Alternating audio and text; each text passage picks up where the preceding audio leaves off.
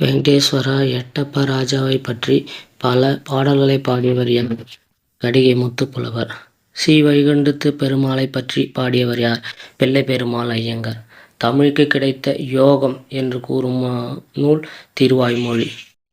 மேற்கே ரோமாபுரி கிரேக்க தேசம் முதல் கிழக்கே சைனா வரையும் ஏற்றுமதி செய்யப்பட்ட பொருட்கள் யாவை அப்படிங்கன்னா கொற்கை முத்து. அதாவது சைனாக்கு ஏற்றுமதி செய்யப்பட்ட பொருட்கள் யாவைன்னு சொல்லி கேட்டாங்கன்னா கொற்கை முத்து. திருப்புகழ் பாடியவர் யார்? அருணகிரிநாதர். காவடி சிந்தை பாடியவர் யார்? அண்ணாமலையார். நுண்துளி தூங்கும் குற்றாலம் என்று பாடியவர் யார்? திருஞான சம்பந்தர். கரிவலம் வந்த நல்லூர் என்று அழைக்கப்படும் ஊர் கருவைநல்லூர். திருநெல்வேலி மற்றும் தூத்துக்குடி மாவட்டங்கள் இணைந்த பகுதி என்னவென்று அழைக்கப்படுகிறது? திருநெல்வேலி சீமை என்று அழைக்கப்படுகிறது. டிகேசி என அழைக்கப்படுவர் யார்? டி.கே. சிதம்பரனார். ரசிகமணி என்ற சிறப்பு பெயர் பெற்றவர் யார்? டி.கே. சிதம்பரனார். பட்டத்தொட்டி என்னும் பெயரில் இலக்கிய கூட்டங்களை நடத்தியவர் யார்? டி.கே. சிதம்பரனார். டிகேசியின் சிறப்பு பெயர்கள் யாவை?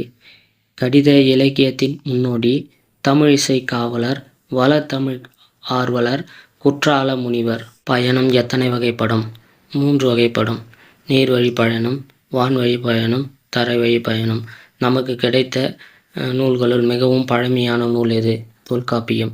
தொல்காப்பியத்தின் கடற்பயணத்தை டேஷ் என்று கூறுகிறது. முன்னூல் வழக்கம். பூம்புகார் துறைமுகத்தில் கப்பல்கள் மூலம் பொருட்கள் ஏற்றுமதி செய்யப்பட்டதும் இறக்குமதி செய்யப்பட்டன என்பதை கூறும் நூல் பட்டினப்பாலை.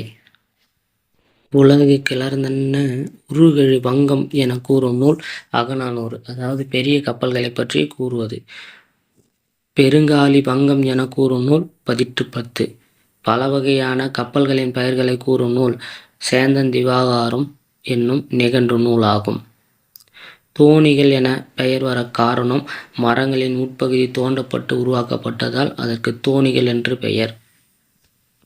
சிறிய நீர்நிலைகளை கடக்க பயன்பட்ட பொருட்கள் தோணி, ஓடம், படகு, புனை, மிதவை, தெப்பம். பெரிய கடலை கடக்க பயன்பட்டவை யாவை? கலம், வங்கம், நாவாய். கப்பல் கட்டும் கலைஞர்கள் டேஷ் என்று அழைத்தனர். கம்மியர் என அழைக்கப்பட்டனர். கலஞ்சை கம்மியர் வருகென கூயி என கூறும் நூல் மணிமேகலை. கப்பல் கட்டும்போது நீர்மட்ட வைப்பிற்கு டேஷ் போன்ற மரங்கள் தமிழர்கள் பயன்படுத்தினர். வேம்பு, இலப்பை, புன்னை, நாவல். கப்பல் கட்டும்போது பக்கங்களுக்கு பயன்படுத்தப்பட்ட மரங்கள் தேக்கு, வெண்தேக்கு. மரத்தின் வெட்டப்பட்ட பகுதிக்கு வெட்டுவாய் என்று பெயர். இழைத்த மரத்தில் காணப்பட்ட உருவங்கள் கண்ணடை என அழைக்கப்பட்டன.